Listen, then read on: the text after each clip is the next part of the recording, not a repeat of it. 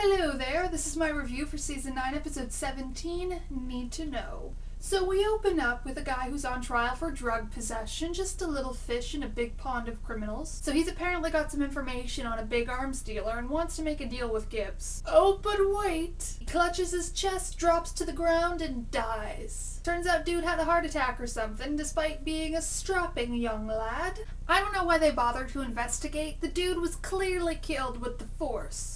You failed me for the last time, Marine. On another note, I don't like that Jimmy's not in every episode, and this episode just reminded me of that, because he wasn't in it. He's actually explained away in this episode by Ducky telling Gibbs that he was pulled away by Brina to pick out a font for their wedding invitations. This decision kept him away from work for 3 days.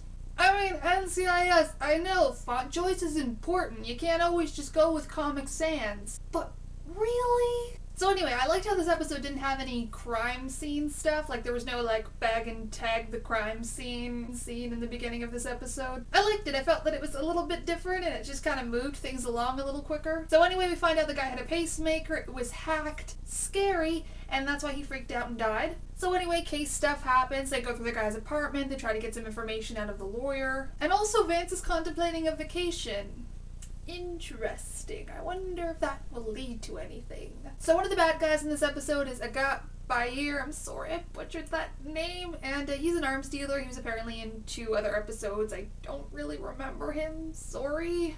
I mean, it's not like this guy's the Frog or anything. So there's a scene where he and Gibbs size each other up, but before they can bother the poor arms dealer anymore, they're pulled away by the DIA. I've never heard of them before. I guess they're just part of the alphabet soup there somewhere. Anyway, Bald Guy tells Gibbs and company to back off and that their operation is way more important than whatever NCIS is doing. Gibbs tells Baldy that they have a murder to investigate. Hello? And then Baldy Mort tells Gibbs that he doesn't have the need to know. And from past experience, we know that does not stop Gibbs. Meanwhile, Ned Dornegat, who will henceforth be known as Dorney, wants to get on Team Gibbs. I love how when Gibbs is going over to his desk, they just cut over to Dorney and he's just there so eager. It's adorable. So later in the episode, Gibbs decides to give Dorney a chance and send him out in the field with McGee. I loved all the McGee-Dorney stuff. 3 reasons why we need more of them or possibly a spin-off. 1, it's hilarious. The gag with the pen, the whole scene with the security guard.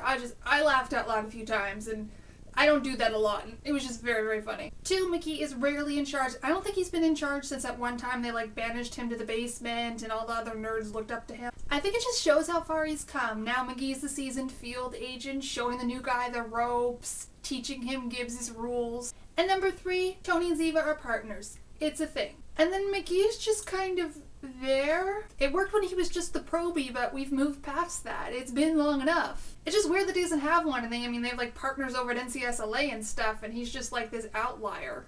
So anyway, another little subplot of this episode was Ziva's speech, but the speech itself was not actually in the episode. I kind of wish it was. I'm actually not even sure what that subplot was doing in this episode, if we didn't actually get to see the speech. I mean, whatever. I guess the whole thing would be Tony's crushing on the model and she's jealous, or they're talking about the speech. I guess that was sort of the Tiva subplot for this episode. I love you, Tiva, but other than the part where Tony sucked on his finger, it really didn't do anything for me. So the murderer of the Navy guy from the beginning is apparently some kid who, has just a great, getaway chase scene. He out ninja'd Ziva, let's be honest. So anyway, kid gets interrogated. Sort of, if you can call it an interrogation.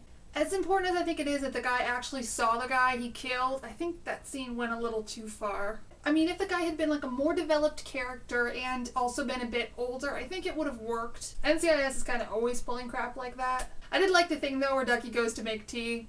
That was funny. I'll give it to them. So back to Dornegat. Yay! He's gay! I think it's so great they've decided to include a gay agent. Yes, yes. Wizard God, yes. It's really great because I don't think NCIS has actually had a gay character that's been on for more than 1 episode. I mean, they had Recruited, which was a really great episode that dealt with Don't Ask, Don't Tell, but I mean, this is just, I don't know, I love it. I love it. So the Russian girl got the fake intelligence, the murdered guy confessed sort of in autopsy, and the arms dealer and Gibbsy went on a date. Happy ending. So anyway, it was a good episode. It was super funny, and I love Dorney. So I'm gonna give this one 4 calf pows out of a possible 5 calf pows. So now, on to a darker topic. First up, I'm going to swear, so if that's going to offend you and hurt the virgin ears, and you should probably stop watching. And two, if your parents are in the room, you should probably put in headphones or do what you do. So there's been a little bit of backlash against NCIS for having a gay character on their show. I don't think it was a lot of backlash, but it was enough to get noticed. There were some comments on Facebook and different places just kind of hating on the show, and they made me very, very angry, despite some of them being very, very funny. Matt Jones, the actor who plays DORNEY, kind of responded, and, you know, he kind of made fun of them, and it's true, a lot of people are just stupid people. So I had to think about how I'm going to respond to this, because it does really bother me, so I decided to write an open letter. Dear prejudiced assholes, if you're one of the people out there who is all, NCIS has a gay character who is not immediately stoned to death, how dare they, I'm never watching that show again. I say to you, good. Get the fuck out. I support the decision the show has made, and I'm not going to defend it to you, because I shouldn't have to. Not everybody lives in your little homophobic world. There's still homophobic dickheads like you out there with backwards, outdated views, but Hollywood is moving on. I'm also not going to beg you to stay. If that's what you were fishing for with your comments, no. We don't need you. I'm glad you're not watching. I'm glad that your high levels of douchebaggery and homophobia are keeping you from enjoying one of the best shows on television.